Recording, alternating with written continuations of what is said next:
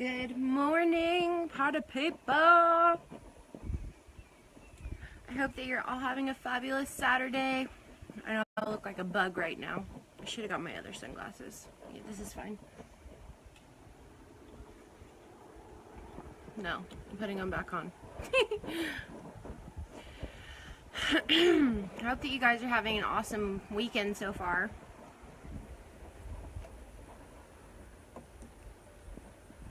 Today I wanted to talk about something called values. You might have heard of it. But I also kind of want somebody to tell me if you can hear me because it's really windy today. Sorry I'm smoking, but it's just what I'm doing right now. I'm sitting on my porch smoking. Just want to let you guys know something. I had like a mini breakdown last night. But it was a good breakdown. Like, I really believe in the power of a breakdown, because if you know how to walk yourself through one and come out the other side stronger, then absolutely break down. There's no way that you can build yourself up. There's no way that you can build up to the person that you're supposed to be if you don't break down the person that you aren't supposed to be. And so last night I had a really great experience with myself, and I'm so, like, I woke up this morning so clear and so just like ready for the day, ready for the month, ready for the year. Hi Yvonne, what's going on, little lady? So I just want to encourage you, if you ever are trying to fight a breakthrough or a breakdown, don't, because it's not really a breakdown. It's the same thing's happening, whether you want to label it a breakthrough or a breakdown. So always just know you're not having a breakdown, you're having a breakthrough, and honor that. Hi Sharissa. So you guys, today just like I was just telling Yvonne, Sharissa, I don't know if you were here or not, but I had like a little mini breakdown last night, and it was a good thing though, you know, like it was very healing and it was cleansing and everything like that. And so this morning I got up and, you know, I felt so good this morning. I felt really clear and ready to go, taking on, you know, all of my projects that I'm doing today.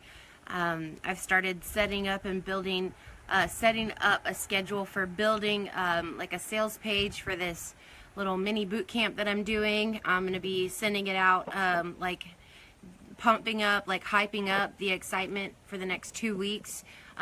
You know, through email marketing and through like Facebook Messenger automation and stuff like that. So really excited about it. But this morning I read my Breakthrough Experience book, like I always do every morning.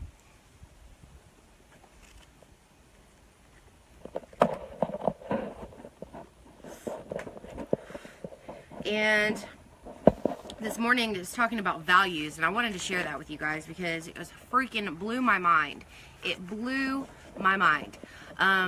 It was talking about values and how it was talking about relationships and stuff, and how we value our relationships, how we value our significant other. And most of the time we don't. We expect them to be just like us. We expect them to be exactly like us, and we want them to function the way that we want them to function inside of our lives. And we don't take into account that they're very much human, just like we are. And they have their own set of values just like we do. And this is one thing that really stood out to me. We want them to be like us. If any two people are exactly the same, one of them are not necessary. Like, duh, how do we not think about this stuff? If two people are exactly the same, one of them is not necessary. And so two people in a marriage try to project their values onto their mate, but if they ever succeed, they will destroy their relationship. The purpose of marriage is to teach us to love the parts that we've disowned in ourselves. 50% like them and 50% unlike them is the ideal reality. So he went on to have so in this book, it talks a lot about this quantum collapse process, okay? So it's like a collapse process. You collapse all of your beliefs and you build up new ones that are whole instead of half. instead of half-truths. You build up a new set of truths for yourself, basically. And so he did the quantum collapse process with this lady. He said, not too long ago, a lady said to me, my husband treats me like trash, or he treats me terrible. So I asked her, what is he, where does he treat you terrifically? And she said, he doesn't. He treats me terrible. Yes, he says, yes, but listen carefully to what I'm saying. Where does he treat you terrifically? When she finally understood what I meant, I spent an hour drawing terrifics out of her. She finally got enough terrifics to balance out the terribles, and she sat there in loving tears. What? She said, I never saw it. I never saw that the way he showed me his love was through his value system, not mine. It's crazy, right? It's crazy. And again, for some reason, it's not letting me see y'all's comments. So if you are commenting, I love you and appreciate you. And I hope that this hits home for you guys, because it did for me. So that's why there's no such thing as a trusting relationship 100% of the time. If a man has the values of money and business, whenever his finances or career are threatened, he'll spend time away from his family to take care of it. If the woman's highest values are family and children, she'll stay home from work. Okay, I'll get you a Band-Aid in a minute. She'll stay home with the kids. I don't mean to stereotype, but of course there are couples who roles are reversed. You want what? We don't have any wrapping paper, baby. No, let's buy some. We'll go buy some. Go put your pants on and I'll get you some. Go. Okay, after I'm done building my puzzle, okay? Okay, yeah, build your puzzle first, then put pants on. We'll go get some wrapping paper. Okay, so like here's something for like the home rules. Whenever something supports your values, you take away the rules. And when something challenges your values, you set the rules. So nations do it, companies do it, and you do it in relationships too. You set rules whenever your values feel threatened. Like, if this stuff isn't hardcore truth, I don't know what is. This stuff is amazing to me. Like, yes, it's so true. Like, he was talking about how him and his wife, like, talk to each other. They talk to each other through the other person's set of values.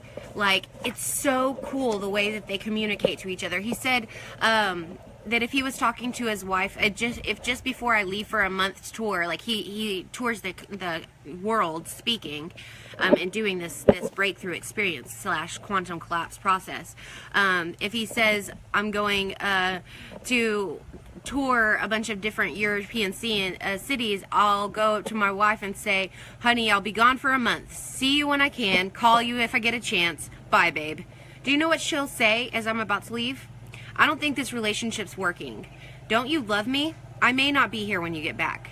This response wouldn't be surprising because I'm not talking in her values, am I?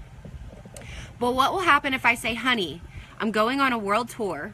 I'll be securing our future by earning a substantial bit of money, and I wonder if you can meet me in Venice for a month, in 1 month from today for the next full moon.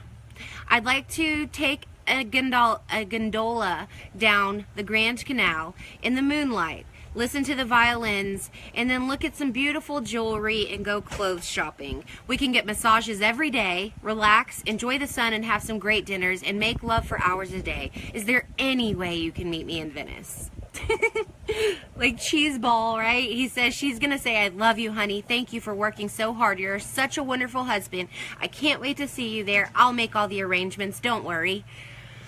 Okay, so that's the way that he would talk to her. One scenario met her values, and the other scenario completely challenged her values. So if he doesn't honor his wife by knowing her values, and if he doesn't know his values and learn how to communicate them in terms of hers, then he doesn't know how to care about her. And it's the same for a woman to her man. Like, you have to learn how to communicate his values and your own. And there's sometimes also where you have to, like, not be in alignment with their values, because if you're constantly being in alignment with only their values, then they won't appreciate you as much. So it's like a really fine line. Like, you can't sacrifice yourself for them all the time, but where you can, it's like, it's so much better for you to be able to build out a valuable, like, you guys sit down with your significant other and make a list of that kind of stuff together, okay? So, like, make a list of your values and ask him to make a list of his, and just tell him, you know, this is going to be for the benefit of our relationship forever. Like, I need you to really do some deep soul searching and find out what are some of your values. What are some of the things in this world that are very important to you? Like, if it's a man, maybe, you know, he wants to be successful in business or whatever. Like, that's the way that this John D. Martini would see it, but that's not how we are. We're powerful women, and we want to be successful in business. So that's some of our values. And perhaps, you know, some of your husband's values are that he wants to be the breadwinner, you know? So if that ends up being on both of your value system, y'all are going to have to work together to figure out a way to make it to where you both honor each other's value system, and to where he doesn't feel threatened by you. And because that's what ends up happening a lot. My husband and I just did something like this, and I didn't realize it, but he told me that he was jealous of me and that he was threatened by me making money. Like, he always just felt like he was supposed to be the only one to make money and take care of the family. What baby? What baby? Huh? I want to get up. You need to go get your pants on. I'm not kidding. You're not going anywhere until you go get your pants on. She's naked. Like, her butt. Anyway, she has a shirt on, but her butt's naked. Okay, anyway, so, yeah, sit down and write out a list of your values with your partner. And then also, I want you guys to do this together with your partner, too. Write out all of the things that irks the hell out of you about your partner. And then, also, on the other side of the paper, write out all of the things that you just absolutely love about your partner. And do that with them. Both of y'all do that. He needs to do that too. And it's not for your benefit. It's for the benefit of your relationship. And so if you can't get your husband or boyfriend to sit down with you and do that with you, then it might be time to rethink what's going on in your relationship. Why doesn't your husband or boyfriend value enough to want to make your relationship beautiful and work perfectly, in sync, in balance? And so, like, it's not going to always be sunshine and daisies. Like, it's not always going to be, you know, rainbows and unicorns. But it needs to have a balance. It needs to have the balance to where you're not constantly feeling resentful towards your partner. And sometimes you'll disagree, and that has to be okay. Like, sometimes you're going to put yourself before you put your partner. And that has to be okay. And sometimes your partner's going to put himself before you, and that has to be okay. Does that make sense? So, anyways, you guys, thank you for sticking on here with me. I'm going to get going. I read that this morning and thought, wow, I got to share this with the girls. Like, I have to share this. Okay, so I love you, and I'll talk to you later. Bye.